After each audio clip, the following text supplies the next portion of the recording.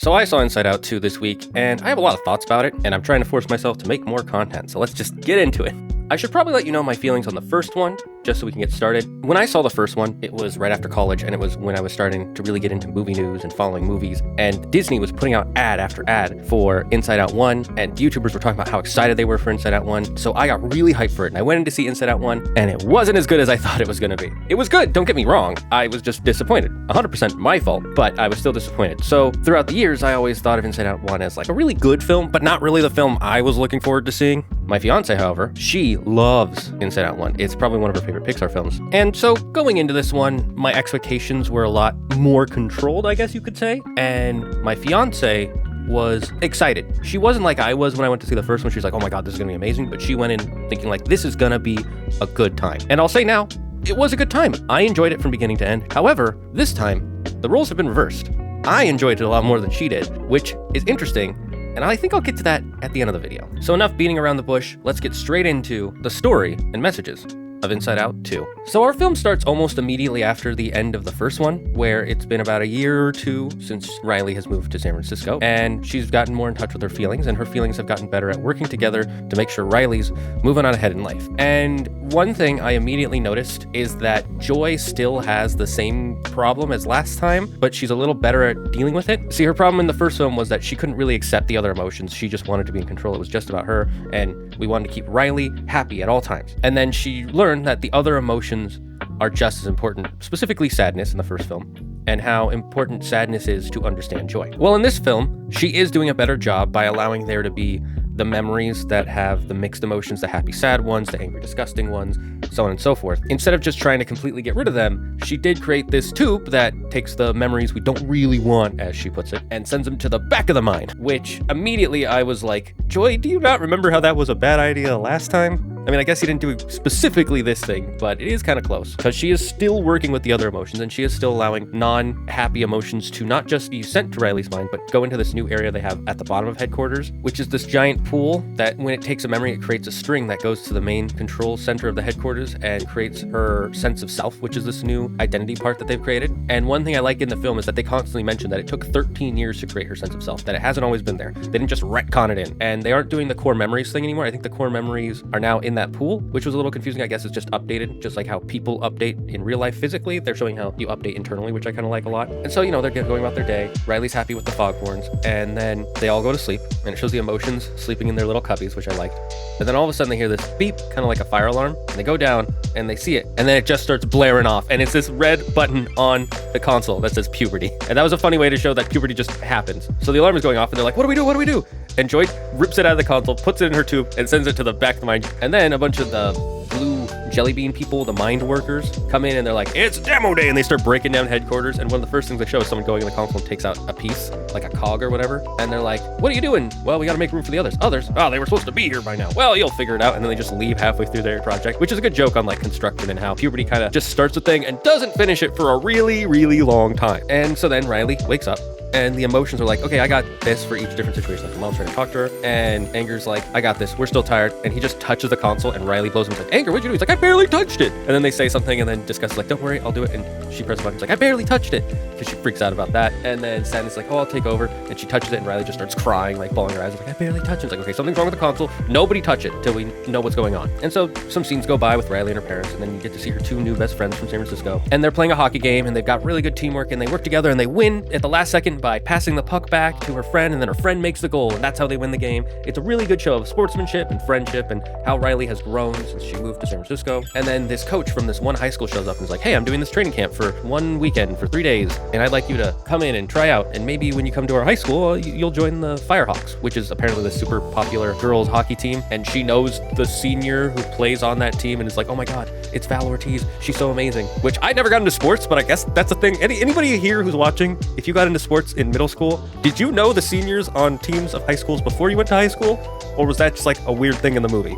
Please let me know in the comments. I've been staying up nights trying to figure out if this is normal or not. And so they're all like, oh, we're gonna do this cool hockey thing. I can't wait to do this together during the summer. And while they're going, she's talking to her friends, and one of her friends has like a slight look where her eyebrows kind of just like slowly touch each other a little bit. And Disgust is like, I've noticed a face. She knows something weird. What's going on?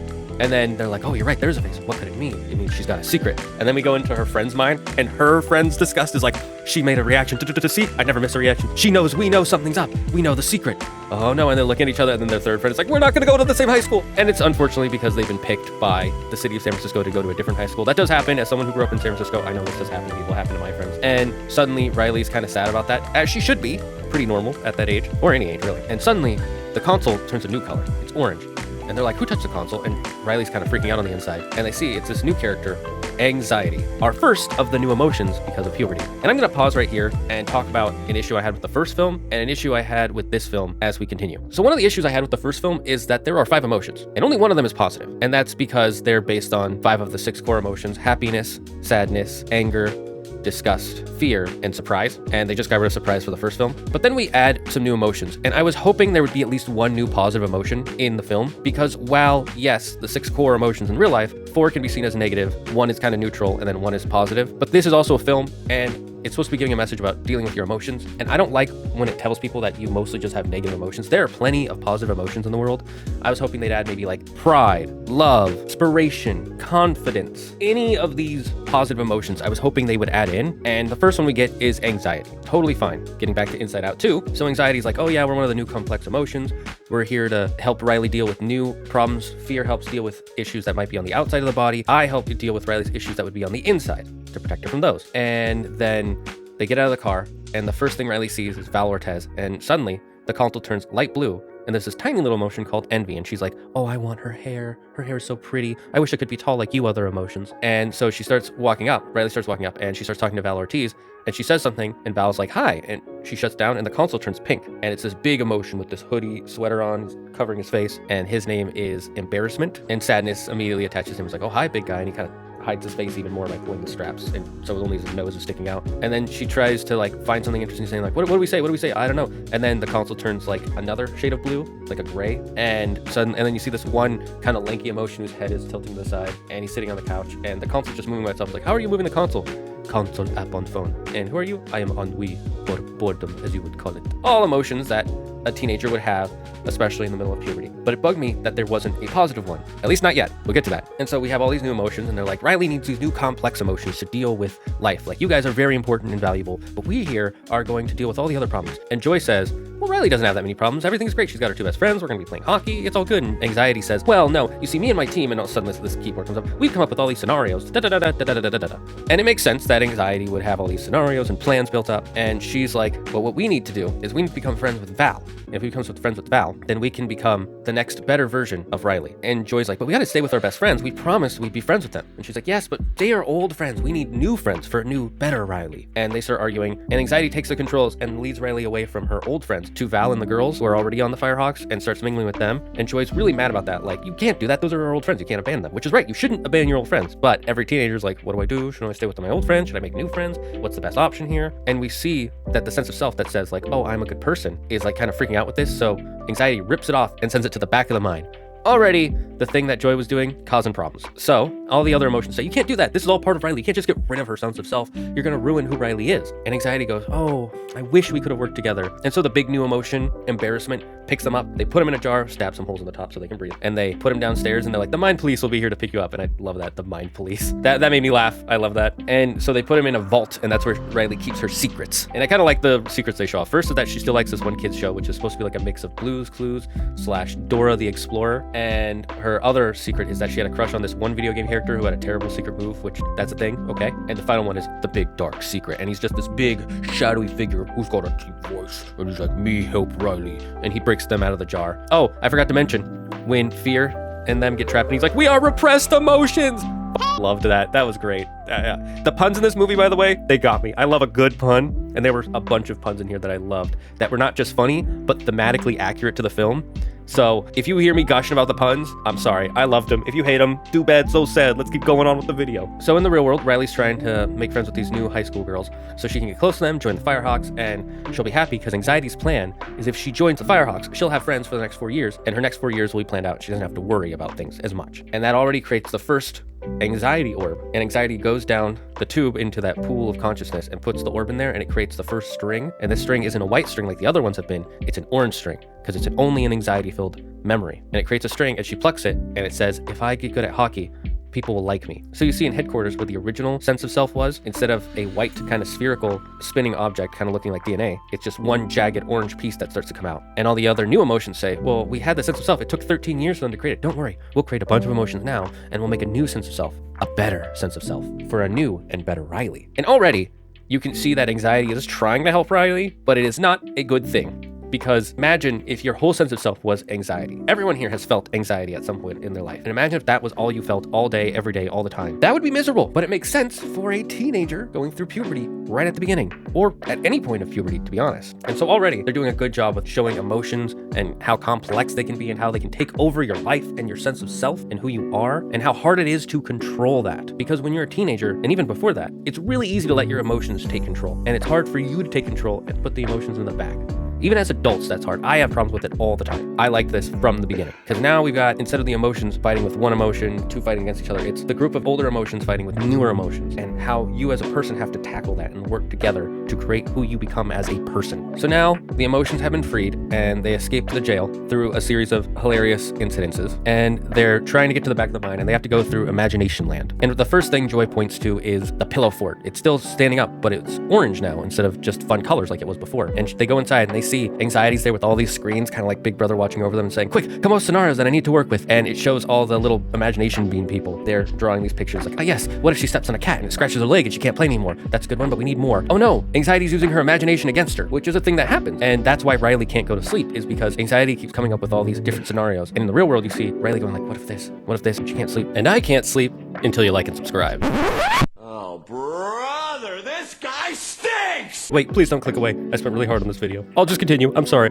And so all the emotions from the first film come together and they're like, what if she saw a pizza she liked? So joy, anger, disgust, fear, they all start coming up with positive thoughts like happy sleepy time or hanging out with their friends or having ice cream sundaes. And the imagination beans start working together and they create positive emotions, and then they just go pillow fight. And finally Riley's mind is able to relax and she's able to go to sleep. And I felt that in my soul when they showed that. Holy heck. So many times as a teenager, I would just stay up until like 2 or 3, just like, what if this, what if this, what if this, what if this? And I just could not sleep until suddenly I had like a funny thought and I just mellowed out. That resonated with me so well. And so already you can see a theme of why I like this film more than Claire probably did. And so anxiety sends the mind police after them, but they escape in the pillow fight. But I was still thinking about how there was not another positive emotion. Hey, wait, we'll get to you soon. There's still some time. And they're walking longer and longer. Like, how do we get out of here? We got to get to the back of the mine. And we also need someone to recall us back. Well, who knows the most? And it's Sadness. So they're like, Sadness, we're going to send you back to headquarters secretly. And then when we give you the signal, you're going to suck us back from the back of the mine so we can bring back Riley's sense of self before it's completely gone. But the others are like, how do we get to the back of the mine? Easy. We just take the river of thought and we just ride the stuff back. They ride on a piece of broccoli and they're riding it. And suddenly a crack opens up where the river is flowing and it creates this huge, wide, empty chasm. And they have to jump off at the last minute before they fall off into the endless void of nothingness. And they're like, what is that? And one of the jelly bean worker guys goes, It's a sarcasm! It can open for miles! Run for your lives! and Claire and I cracked up so hard when they called it a sarcasm. I loved that. And we still joke about it now. Like, we have at least 5 times since after seeing that movie, a full 24 hours, been like, it's a sarcasm, because we just loved that pun. It was so good. And then they're like, oh, there's some guys with the crane over there. Quick, help us out. I bet you guys could be really awesome and useful. And their voices go through the sarcasm. It goes, I bet you guys could be really awesome and useful. That joke, I love that joke, but I gotta move on because it's not the main plot. So Sadness makes it back to headquarters, but she needs to hide and she needs to read how to bring them back. And she's hoping she doesn't get noticed. And then Embarrassment actually notices her. And she's like, please, no, don't let them know I'm here. And he walks away and you think he's gonna let them know. And then he drops some more books to hide her because he's a good guy. He's just trying to help Riley. He doesn't want to hurt the other emotions. So he's being good. But while all that's happening, anxiety is creating more anxiety-filled memories and putting them in the pool. And there are more and more of these strings coming up to create a new sense of self. And instead of that circular one, like I said before, it's becoming more jagged and edge-like. And it has like these electrical cracks coming through. Like, and she's like, don't worry, this will be a good one. And she keeps plucking that first string that says, if I'm good at hockey, people will like me. And she thinks that's all it's going to do is just make Riley want to be good at hockey. And I remember at this point thinking yet again, where is a positive emotion for the new adult Riley? Like pride or love or gratefulness or anything. Yes, I see you. We'll get to you at the end, I promise, okay? Back with joy, anger, disgust, and fear. They're moving to the back of the mine and things keep moving around because Riley's changing, her mind is changing, and they're getting lost in all the orbs of memories. And they're like, how do we get to the back? And Joy kind of has a meltdown, which I was like 50-50 on. I don't think Joy should feel sad. I think Joy should feel joy, but I guess she did feel sadness in the first one. I don't know. It was that leads some layers to the film that could confuse me and I'm not happy with, but I'll just put it to the back of my mind while they try to get to the back of Riley's. And the other emotions work together and they all shoot up into the top of the layers and like, there, that's how we get there. And there's a parade of floats of like future careers. And they're like, we gotta take the right one. I know, let's take the future Supreme Court Justice parade float. And they're flying it over and they're like, we'll get to the back of the mind easy. And Anxiety's like, I need a really good idea. How do I make Riley even better? And earlier, she remembers that the older girls told her that the coach writes this thing called a red book. And she has all her secret thoughts about the players. And Anxiety's like, what do we do? What do we do? I don't know. Well, let's break in there and we steal the secret thoughts. And they break into the coach's office. She reads the thoughts and it says, Riley, not ready. And it's circled a bunch of times. And she's like, not ready. How do we fix this? And they're having her freak out in her room. And so Anxiety's like, I need an idea. And she pulls a lever and it creates an idea storm. And all these little idea bulbs come in. And she's like, it's not enough. It's not enough. And they're like, it's a brainstorm. Fucking love that. And they're floating on the thing and like, we gotta get out of here. Even though Joy's like, we gotta smash these anxiety bulbs. And there's like, if you smash the anxiety bulbs, you might stop anxiety, but we won't be able to bring back Riley's sense of self. We have to get out of the storm. And so they get out of the storm, they get to the back, and there's this one giant, huge idea. This huge orange light bulb of an idea. And Anxiety gets it and they plug it in. She's like, I've got the idea. I know what we gotta do. See, Val scored 2 goals when she was doing the camp, and she got on the team right away. And what's more than 2 goals? 3 goals. So if we make 3 goals during this camp, we'll get on the team right away and we'll make all our new friends. And the next 40 years of our life will be perfect. So now, while joy, fear, anger, and disgust are getting to the back of the mind, and the sense of self is slowly fading into the pile and slowly losing its light from I'm a good person to I'm a good person. The new sense of self that Anxiety is making is almost fully formed, and they're all waiting. They're watching for it, and she's like, it's gonna say like, oh, I can make it if I do X, Y, and Z. And once it forms, instead of saying something like I'm a good person or what Anxiety thinks which will be if I'm good at hockey, everyone will like me, it says I'm not good enough. And throughout the whole mind, you just hear that blasted through the radios, I'm not good enough. And that's what Riley is thinking now. That's who Riley is now, because her sense of self is just anxiety. And Joy realizes that there's no chance left for Riley if they don't bring this back quickly, but they can't get back fast enough. It took them 2 whole days just to get to the back. How are they gonna get to the front? And they're gonna use the tube, and right when sadness starts to activate it, Anxiety stops it and breaks the whole tube, and there's no way to get back. So they're stuck there until Anger has an idea to use a thing from earlier from the Secret Vault with the little Dora the Explorer character. They call this thing called Pouchy, kind of like the backpack or the map from Dora the Explorer. And it shows up, and they're like, what do you think I could use to get you back? And Anger just shoves his hand inside and starts pulling stuff out and just pulling a bunch of dynamite. And it's like, oh my God, what are you doing? How could you do this to me? And Joy's like, I got an idea. And their plan is to blow up the section where the mountain of memories are and ride the avalanche of memories back to headquarters. As soon as I heard that, I went, that's not how avalanches work, but sure, okay, this is a cartoon, I'll go with it. So it was a kind of cute idea. Kids, do not try that at home. Do not try to ride an avalanche. You will die, almost certainly. And Disgust says, are you sure we should ride a flood of bad memories back to Riley's mind? And Joy says, it's the only way to save Riley. So they do that, the memories come in, they take the elevator up, and as those memories start flooding in, they start creating new strands. You know, bad ones like, oh, I was selfish this one time. Oh, I was really mean to mom and dad. Things like that. Those memories start coming up. And the group comes back, and Anxiety's like, I'll help Riley. I get the first goal. In the real world, she gets her goal, and she's selfish because one of her teammates is like, oh, pass me, and she doesn't pass her. And then the second goal, she actually intercepts her own teammate, steals the puck from her teammate, and makes a goal because all the players look mad at her. And she's like, it's okay, if we get on the team, they'll like us. It won't matter after we get on the team. And Anxiety's starting to like touch all the controls at once, and it's going super fast, like Sonic, like back and forth, like just an orange blur. And she's got to make the third one. Then she runs into one of her friends from before, her old friends, and they slam. And her old friend is really injured, it looks like, and she gets called out by the coach and put in the penalty box for 2 minutes. While that's happening, Anxiety's trying to control it, and it's suddenly spinning in a tornado, spinning, and it's this huge tornado, and they can't stop it. And all the other emotions besides anxiety realize this is not good for Riley, so they all try to rip out the sense of self that is only filled with anxiety. But it's not working because anxiety is in this anxiety tornado, and they all try to get inside, but the tornado is too strong. It's pushing them back. And Joy goes in and goes, Anxiety, you have to let go. You cannot control who Riley is or what Riley does. And finally, Anxiety like calms down and lets go, and they're able to rip it out, and they put in the original one. It's like, I'm a good person, but Riley just kind of shuts down for a second. She's not feeling anything, and Joy's like, wait, I have to let go. She doesn't say that, but you see it on her face, which I think was good storytelling. And she rips out the old one, and a new one comes up, and it's filled with all the different emotions and all the different memories. Sometimes I'm selfish, I'm a good person. Sometimes I'm not good enough. Sometimes I'm a good friend. Sometimes I'm a bad friend. Sometimes I'm too angry. Sometimes I'm too sad. Sometimes I'm very happy. And in doing so, she's starting to have this like panic attack, and her friends come over and they're like, are you okay? She's like, yeah.